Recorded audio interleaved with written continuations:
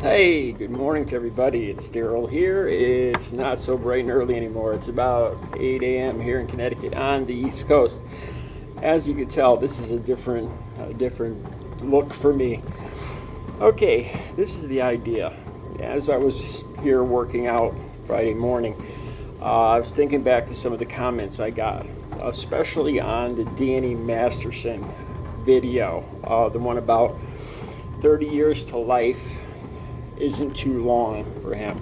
I got a lot of views on that, but more than that, I got a lot of comments. And these are the kind of comments that really hit home with me. As a matter of fact, it got to the point where I had to stop reading them, and I had to stop responding.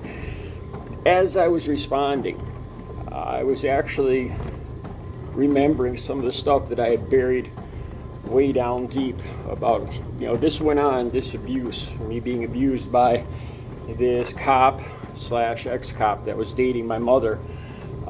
It was from when I was the age of 11, I believe it like 1977, till I was about, and now when I thought about it, it might have been well until I was 15, just before I was going to get a car.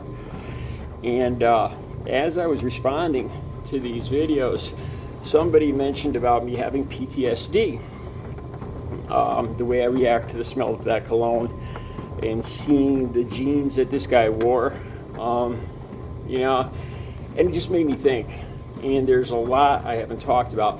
Sometimes I think talking about this just might be one of the most important things I've ever talked about here on YouTube, like the reason that I'm doing this. Maybe even more than recovery, because the two of them are kind of combined, I think, really. When you get down to it, my addiction, my 2.5 decades of addiction, and then right before that being abused by, sexually abused by the man that was dating my mother. And there's a couple things I remembered, and I want to share them with you. These are hard to talk about. That's why I just decided to hit play on the video, or hit record on the video, and just record it right now, right here, right now, as I'm thinking about it, before I change my mind or before it goes back into the vault. I talked about how it wasn't just me, but he would ask me about my friends, about trying to talk my friends into coming over his house. You have to remember, this is why I felt guilty. I felt like it was partly my fault. Like I was complicit. I was, 11, 12, 13 years old. And after the first time or second time, I felt like I was guilty. And there, he would tell me to meet him on the side of the road, and he'd pick me up, and I would be there. And it just made me feel worse and worse, like, somehow this was all my fault, and I was going along with it, and I wanted it, and all this other stuff, which, of course, none of that is, now I realize, isn't the truth at all. It's what he wanted me to think. Specifically, I remember him picking me up, after he went to visit my mother down the street. My mother would go down to do laundry in the basement, and he whispered me, meet me down the street. And there was also, I had this fear that he might do something to my sister. And he gave me no reason to think that, but I thought if I go along with this, then, my sister should be safe.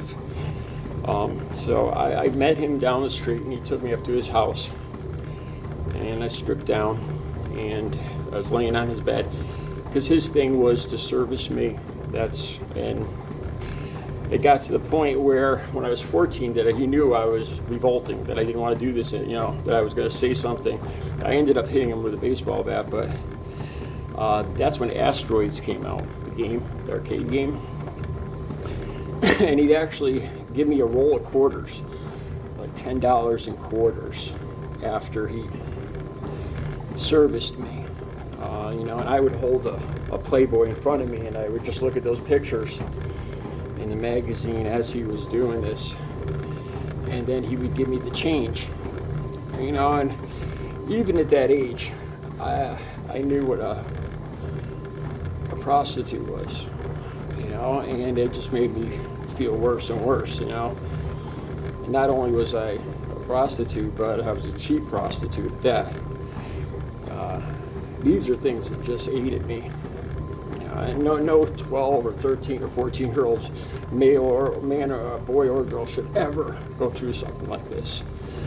So this one time, he gave me a magazine to look at, and I put it in front of me, and it opened up to a page, and about 6 Polaroids fell out on my chest, and he couldn't see because he was in front of me. And they were all Polaroids of like 2, maybe 3 different boys about my age laying on that same bed. And I just stuffed them back into the magazine and kept paging through, and I never said anything about it. Once I did revolt. I hit him with a baseball bat when I was 15. There was times, because he was still seeing my mother. I couldn't get away from this guy. I didn't tell my family all this till I was 38.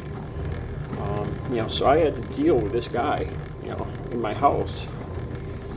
Even after I managed to stop him from doing this with the bat.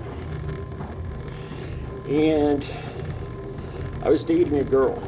I was about 15, 16. I was 16. I just got my car. And I told, I drew the line. No more of this. So he said, well, I know you and your girlfriend need somewhere to go. Because I didn't know where to go with my girl. He says, I'll be out of the house. I'll leave it open. You can bring her up there. I'll leave a little booze out so, you and your girlfriend could use my place. He was still trying to groom me. He was still trying to bring me back in. At this point, I hated this guy so much. But of course, 15 or 16-year-old boy, the idea of having somewhere to take my girlfriend, I loved this girl. This was the girl I ended up taking to the prom. So I ended up going for it. And I drove up there that night, Friday night, and we went inside his house. It was all quiet, lights were off. I went to the bedroom, and we're just kidding around, getting comfy. I think I had the wine coolers. And the closet doors were all open a little bit, and there was a light on in the closet. And I figured he just left because I didn't know where the lights were. I couldn't remember where the light switches were or anything. So I figured he just left this on, so I wouldn't stumble over everything, like a nightlight. And my girlfriend freaks out. She said, Daryl, come here. And she found, in the closet, the clothes were hung up on hangers, and there was a little space in between some of the clothes. In the back of the closet, the back wall of the closet, there was a hole in the wall where somebody could see through. To this day, I don't know if he was still in the house. I don't know. I don't think there was really video recording devices back. This is 1981, 1980, 81. It just freaked me out that he was probably still in the house. We ended up leaving, of course. And me and this girl ended up breaking up. She's the one that's dating. She's actually married to my best friend now with kids. And I can't imagine what she's telling, the stuff that she's still probably saying about me. Like I had something to do with that. Like it was part of my idea or something. In other words, I still feel guilty, not only about what happened, but incidents like this. That girl hates me now, and I always wondered why. And then these memories came back up, especially the closet and the hole. This went on for 6 years, 7 years. There's so many stories. The one is just worse than the next about what this guy did to me. The worst things you could imagine beyond that, to the point of involving other people, like an older lady, an older lady, and me. I was like 13 when I lost my virginity, and it was him a woman, 40-something-year-old woman, and me. That's all I really want to talk about today. I highly doubt, I don't know if I'm even going to download this video. The reason I do this is because I always see the comments that say that, you know, very few men talk about how this has happened to them. And of course, it's happened to lots of men, but very few of them talk about it. And that's what I always read in the comments. Thank you for talking about this. And that's the reason I do these videos. I can't even breathe right now. All right.